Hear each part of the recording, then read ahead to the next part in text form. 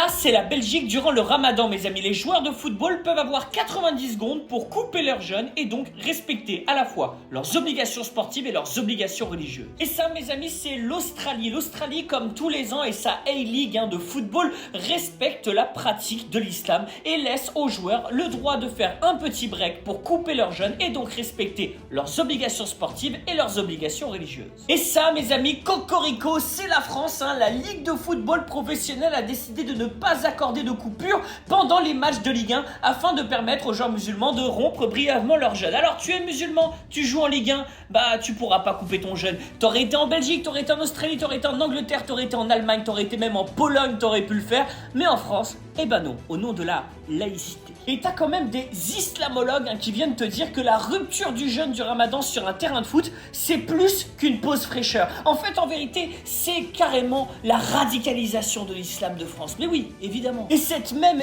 islamologue, Razika Adnani, nous dit « C'est très bien la décision de la Ligue de football professionnelle, c'est très très bien parce que regardez bien, en refusant cette pause, la Ligue 1 protège notamment les musulmans qui ne jeûnent pas. » Alors moi, je suis pas islamologue, les gars, vraiment pas. Mais il me semblait qu'il y avait 5 piliers dans l'islam et que le jeûne du ramadan en faisait partie. Donc les musulmans qui ne jeûnent pas, il n'y aurait pas une contradiction dans les termes? Alors loin de moi l'idée de dire qui est musulman et qui ne l'est pas. Enfin de toute façon la religion, c'est chacun sa croûte, chacun la pratique comme il le souhaite et comme il le veut.